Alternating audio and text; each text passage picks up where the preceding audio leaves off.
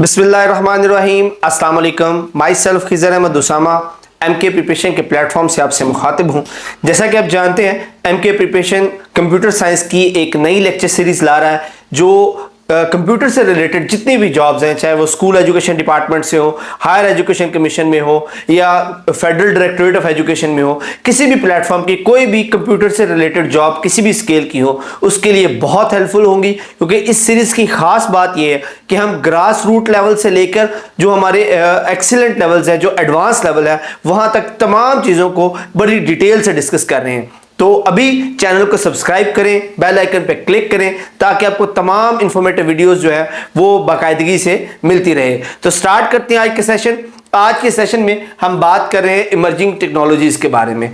तो emerging technologies ऐसी technologies को कहा जाता है जो नई होती हैं या जो पहले से मौजूद टेक्नोलॉजीज जो है वो एडवांस होकर अपनी नई शक्ल इख्तियार कर लेती हैं और पहले से मौजूद जो टेक्नोलॉजीज हैं उनको रिप्लेस कर देती हैं।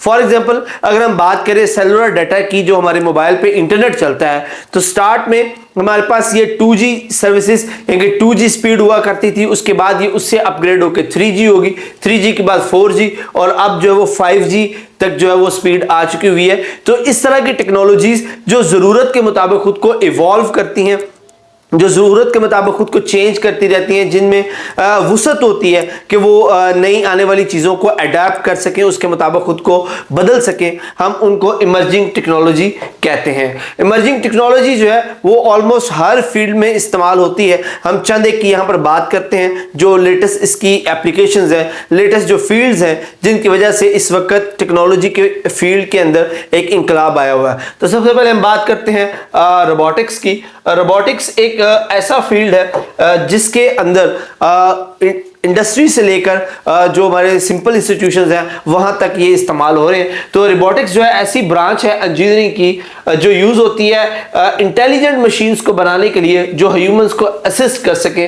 किसी पर्टिकुलर टास्क को परफॉर्म करने के लिए। लेकिन रोबोटिक्स के अंदर हम कोशिश करते हैं कुछ ऐसी मशीनें बनाएं, ऐसी जो कॉम्बिनेशन ऑफ मैकेनिकल सिस्टम्स बनाएं जो इंटेलिजेंट हो, किसी टास्क को परफॉर्म करने के लिए एररलेस हो, फ्लॉलेस हो और इंसानों को असिस्ट कर सके उनके कामों के अंदर। एग्जाम्पल के तौर पर हम बात करें मैन्युफैक्चरिंग के अंदर, जैसे कार मैन्युफैक्चरिंग के अंदर हम रोबोट्स को इंट्रोड्यूस करवाते हैं ताकि जो उसके अंदर ह्यूमन जहाँ पर 5, 10, 15 लोग इंसान जो वो काम करते हैं, वही एक काम एक रोबोट उनसे डबल स्पीड के साथ, ज़्यादा एक्यूरेसी के साथ परफॉर्म कर सकता है। तो रोबोटिक्स इसी ब्रांच को डील करता है जिसके अंदर हम उन इंटेलिजेंट मशीन्स को बनाने, उनकी परफॉर्मेंस के बारे में, उनकी प्रोग्रामिंग के बारे में डिटेल से डिस्कस करते हैं। आज के दौर में जो रोबोट्स हैं ऑलमोस्ट हर फील्ड के अंदर यूज़ हो रहे हैं।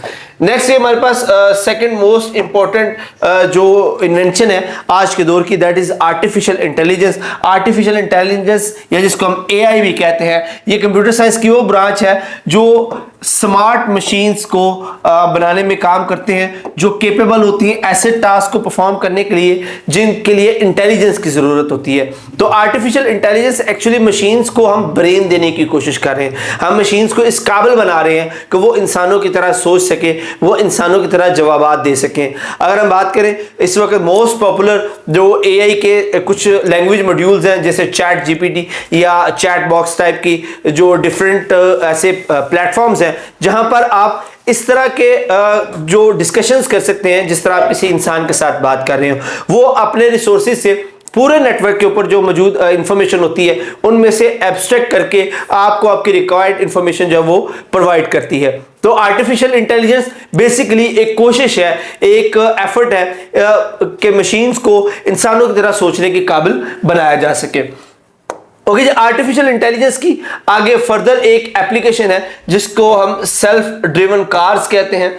सेल्फ ड्राइविंग कार जो है ये एक बहुत बड़ी इन्वेंशन है under the umbrella of artificial intelligence. ये ऐसी कार्स होती हैं जिनको ऑटोनोमस व्हीकल या AVs भी कहा जाता है। ये ऐसी कार्स हैं जो अपने तौर पर खुद से रास्ता ढूंढ सकती हैं, ड्राइव कर सकती हैं, ऑब्स्टिकल्स का पता लगा सकती हैं और जो पाथ फाइंडर के तौर पर एक डायरेक्शन को है जो वो फाइंड कर सकती हैं। इस काम के लिए इसके अंदर बहुत सारे जो सेंसर्स हैं वो इंस्टॉल किए जाते हैं, जैसे कि इसके अंदर थर्मल सेंसर्स होते हैं टू किसी लाइव चीज़ के बारे में या आने वाली व्हीकल्स के बारे में इंडिकेशन लेने के लिए। इसके अलावा ऑब्स्टिकल अवॉइडिंग काफ़ी सारे सेंसर्स होते हैं जो उसको आने वाले रास्ते में आने वाली रुकावटों के बारे में बताते हैं। उसके अलावा जीपीएस की मदद से डायरेक्शंस या जो रोड्स हैं उनके बारे में इसको इन्फॉर्मेशन मिलती है, और ये इन सारी इंफॉर्मेशन को आर्टिफिशियल इंटेलिजेंस के थ्रू कोलैबोरेट करके उस कार को इस काबिल बनाती है कि वो सड़कों पर उसको ड्राइव किया जा सके।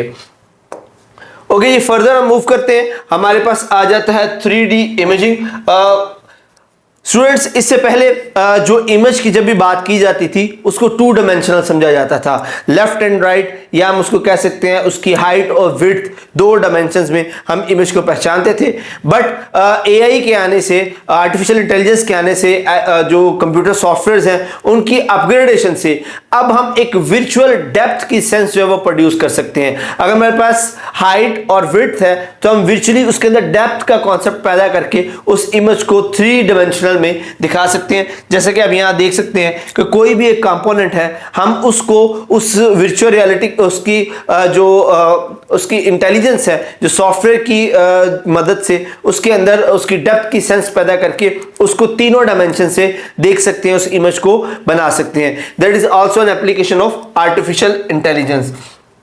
ओके, फर्दर हमारे पास इसकी 3D इमेजिंग की जदीद फॉर्म है जिसको हम होलोग्राफिक इमेजिंग भी कहते हैं। होलोग्राफिक इमेजिंग के अंदर हम लाइट्स के जरिए इस तरह की पिक्चर बनाने की कोशिश करते हैं जो साइज में या शेप में एग्जैक्टली जो उसका ओरिजिनल होता है उसके जैसे ही होती है, और ऐसा ही फील करवाता है जैसे कोई ओरिजिनल इमेज जो हमारे सामने मौजूद हो।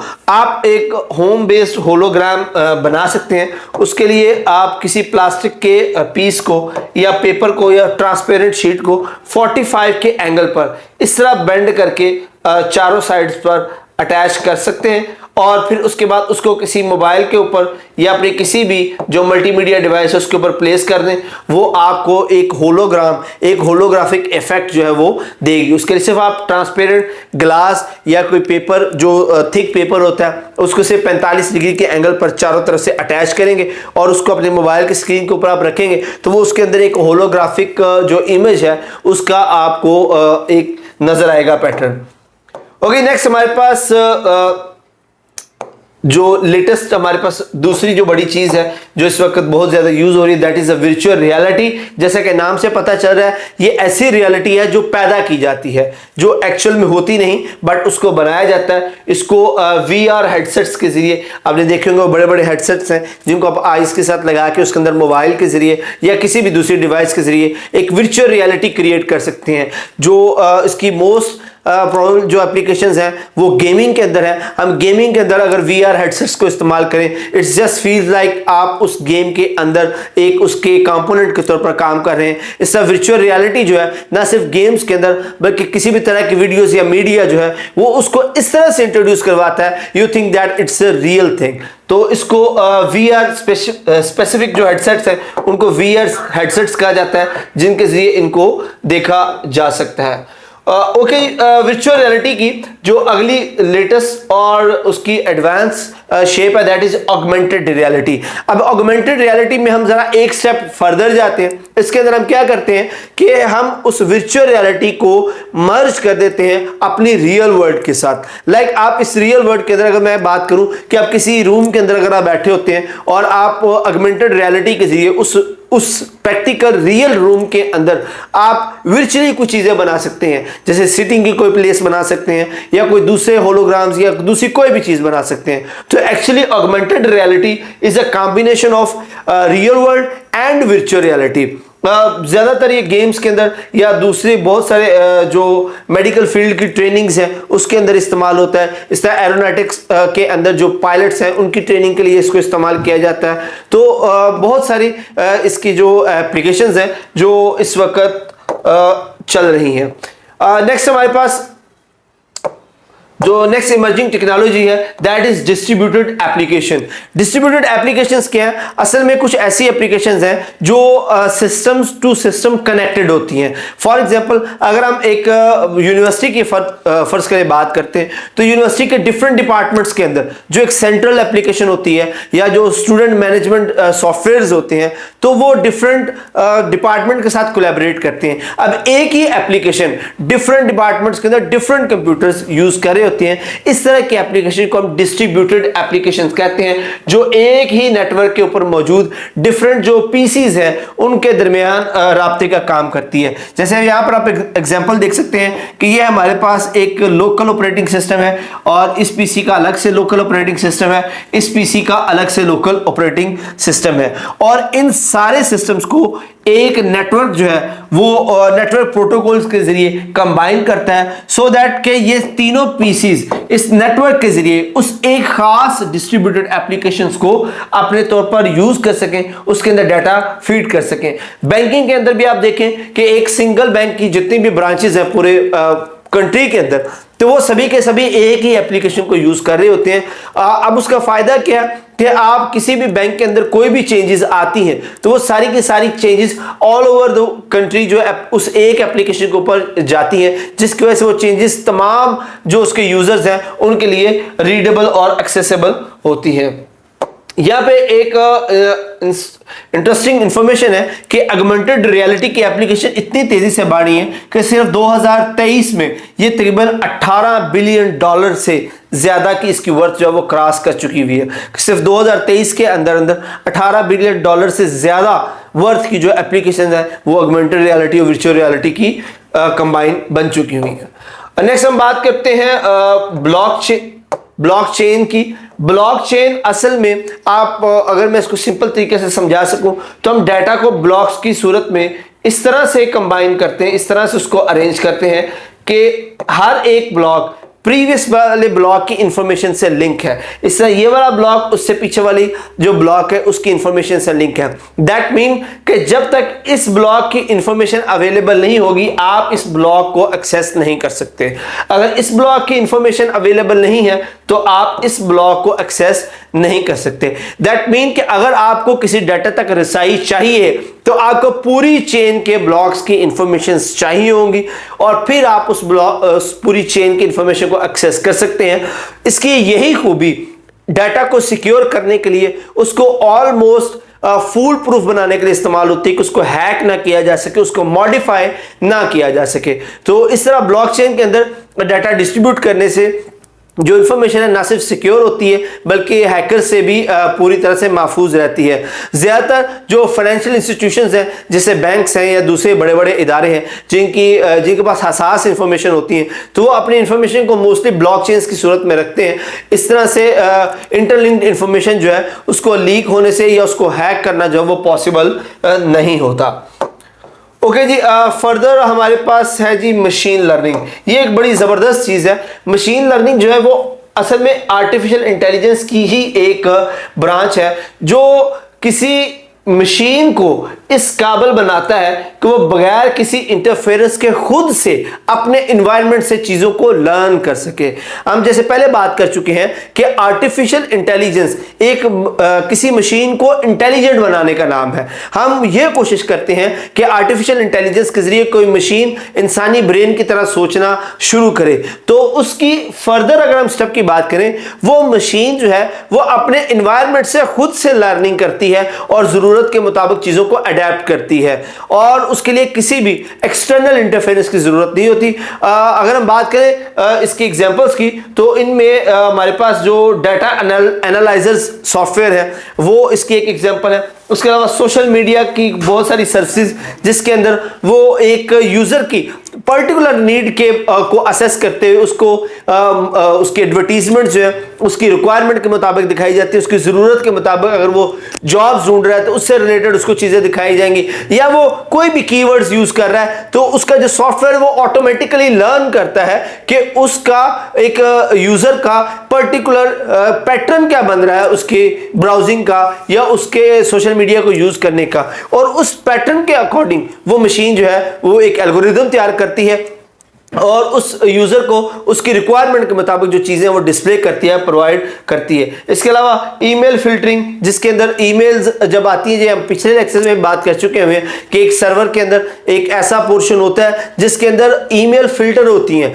कि उस ईमेल का कंटेंट जो है वो उसकी बेस पर हम उसको फिल्टर करते हैं कि ये किस कैटेगरी में फॉल करती हैं। तो ये भी एक्चुअली एक मशीन लर्निंग की ही एग्जांपल। इसके अलावा और भी बहुत सारी चीजें हैं जिसके जरिए फ्रॉड की डिटेक्शन हो सकती है या जो स्पैम्स हैं उनकी डिटेक्शन हो सकती है। बहुत सारी चीजें जिनको सॉर्ट आउट इस मशीन लर्निंग की वजह से किया जाता है।